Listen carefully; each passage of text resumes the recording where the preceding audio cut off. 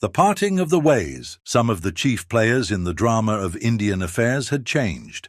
In April 1926, Lord Irwin, now the Earl of Halifax, had arrived as Viceroy. In 1924, Lord Birkenhead had become Secretary of State for India in the Baldwin government. Like Jinnah, Lord Birkenhead had never been intimidated by authority. He also had scored many victories over judges in the law courts. During 4 years as Secretary of State, he had become impatient with the long delays and arguments of the partisans in India, especially with their boycott of the Simon Commission. He was a pessimist over the future of India. He had written to Lord Reading on December 4, 1924, "To me it is frankly inconceivable that India will ever be fit for dominion self-government." A month later he had written, "In ultimate analysis, the strength of the British position is that we are in India for the good of India." He believed also that the Hindus and Muslims were irreconcilable, and he wrote, "All the conferences in the world cannot bridge the unbridgeable." Nevertheless, early in 1928, he challenged the Indians to produce their own scheme for a constitution, instead of always indulging in mere destructive criticism of the government. The challenge led first to an all-parties conference in Bombay. From this, a committee was appointed, under Pandit Motilal Nehru, father of Pandit Jawaharlal Nehru. The report of the committee was published in August, while Jinnah was still in Paris, and it was then placed before the members of a unity conference at Lucknow. A copy reached Jinnah at Aden on his way home. His comment on landing at Bombay was cautious. He said that he had not yet had time enough to digest the report. He supposed the signatories and various prominent men who met at Lucknow had made an effort towards Hindu-Muslim unity, and added, "One cannot help appreciating their great endeavor." Then this typical proviso. However, the Nehru report and the decisions of the Lucknow conference are not, like the laws of the Medes and Persians, the last word in the matter. Jinnah kept his last word for 2 months. On December 28th, 3 days after his 52nd birthday, he spoke before another all-parties conference in Calcutta. Between the time of the drafting of the Nehru report and its presentation at the conference in Calcutta, the Muslim League had drawn up a series of amendments which had been sent to the Nehru Committee. The main proposals were that, under any future constitution, a minimum of 1/3 of the elected representatives in both houses of the central legislature should be Muslims. Also, that residuary powers should be vested in the provinces, thus ensuring that the Muslim-majority provinces should be autonomous and not menaced by a Hindu-majority centre. These moderate proposals had been ignored by the Nehru Committee, who had instead adopted the principle that wherever such reservation has to be made for the Muslim minority, it must be in strict proportion to its population. In a long speech during which he repeated the demands of the Muslims with fine emphasis, Jinnah expressed his grief and disgust over the short-sighted policy of the Nehru Committee's recommendations, which would oust the Muslims from any fair part in India's political future. Jinnah said, "I am exceedingly sorry that the report of the committee is neither helpful nor fruitful in any way whatsoever. I think it will be recognized that it is absolutely essential to our progress that a Hindu-Muslim settlement should be reached and that all communities should live in a friendly and harmonious spirit in this vast country of ours."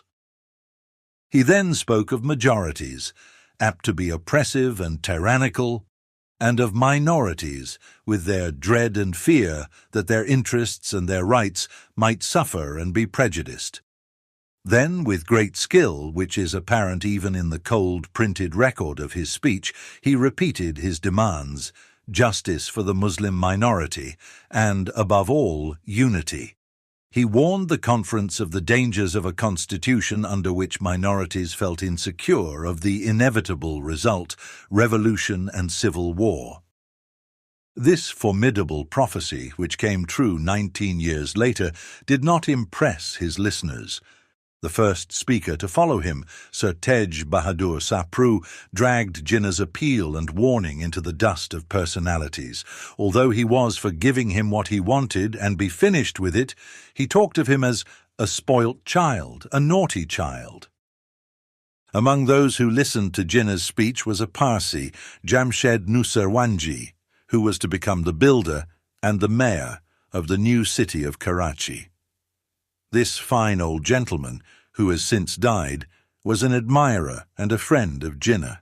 He has said, "Yes, his memory is very beautiful to me. He was never a demonstrative person. He was reserved, dignified, and lonely. But I wish to tell you about the day in 1928, and it is a fine thing that I can tell you." Mr. Jinnah stood up, wearing the fashionable clothes he had brought back from England, and he pleaded for his people. I knew the greatness of his heart. He believed that the Hindus and Muslims could be brought together. There was no hate in him. Some years later, after partition, he told me how much he wished the Muslims to be tolerant of the minorities in Pakistan. I beg you to believe that Mr. Jinnah was a humanitarian. He was never generous with tears, oh no, but I saw him weep twice. Once was after partition, in January 1948, when I went with him to see an encampment of Hindus who had stayed on in Pakistan. When he saw their misery, he wept. I saw the tears on his cheek. His cheeks were very noble. The first time I saw him weep was after his amendments had been rejected at the Calcutta meeting to consider the Nehru Report in 1928. It is a fine thing that he did, pleading as a great man for his people. His demands were rejected. One man said that Mr. Jinnah had no right to speak on behalf of the Muslims, that he did not represent them.